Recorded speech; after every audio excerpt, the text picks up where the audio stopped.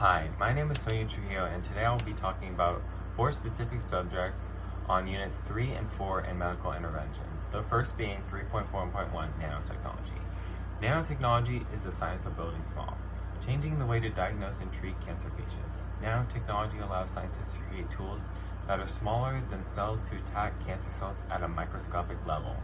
This technology is so precise that a doctor can prescribe a treatment based on the patient's genetic information. Computer technology like nanoarray is so minute that multiple lab experiments can be done cheaper and faster than other methods, as well as a precise manner. Scientists are creating nanoparticles to seek out and destroy cancer cells. With this, they could use the particles as a vessel for drug injection and immediate confirmation of cancer cell death. Researchers are trying to accelerate the distribution and acceptance of nanotechnology, so a plan is underway to create a broad data sharing amongst those working towards the creation of nanotechnology. But first, they must go through multiple trials to ensure the product is safe for people and the environment. 3.3.4 and 3.4 Precise medicine.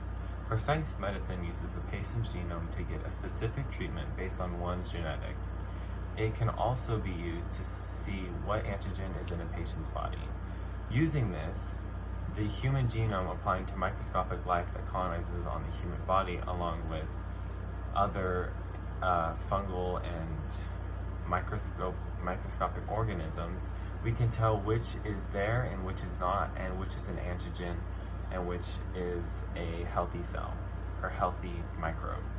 In many cases, precision medicine is used in HIV cases to identify the strain present and predict medicines needed for the specific strain. Another form of precision medicine is regenerative medicine, used in cancer patients to enlist stem cells to rebuild the body's health. Scientists do this by taking part of the patient's stem cells and culturing it in a lab, and re-injecting them to create more stem cells that supply the body with blood and other important functions. 3.4.4 Oncolytic virus therapy. This treatment works by injecting engineered viruses that seek out cancer cells that they replicate in to stimulate the immune system, after which the immune system can come in and kill any remaining cancer cells in the area or even in the body. An example of this treatment being used in a current clinical trial is genetically engineered poliovirus against brain tumors. Dr. Gromomir and his colleagues created this with glioblastoma, and it has already had its first trial and has seen significant help in removing tumors from the brain. As of 2016, the FDA granted breakthrough status to this therapy, which will accelerate the treatment which is already in phase 2. Potential benefits of this treatment are it stimulates the immune system to destroy cancer cells in other parts of the body, not only the brain. The treatment tells the body that something is wrong, so the immune system can come in and see what's wrong and take out the cancer cells.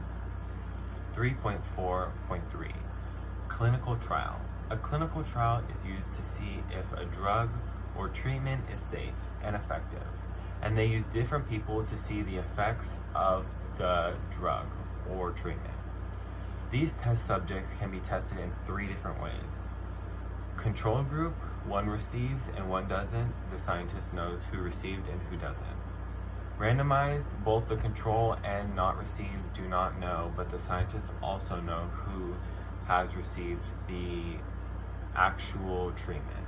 And then the last one would be double blind. Neither subject nor scientist knows who is assigned to which group. These tests are used to ensure the accuracy of the results. The most effective one would be the double blind because the scientists don't get biases and the subject has no idea what they're taking. One thing that I'm proud of during quarantine is cleaning most of my house, as well as a shed that has been cluttered for 12 years, and rearing 12 chicks, 6 at a time.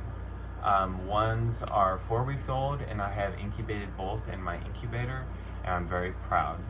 As well as taking care of 6 ducks and geese and being their mother figure, walking around with them and taking them places and making sure they're safe because Hugo does like to try and get them.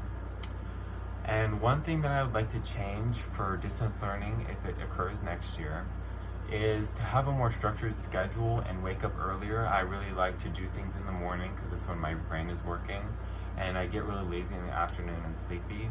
So that's one thing I would really like to change for social distancing if it occurs next year.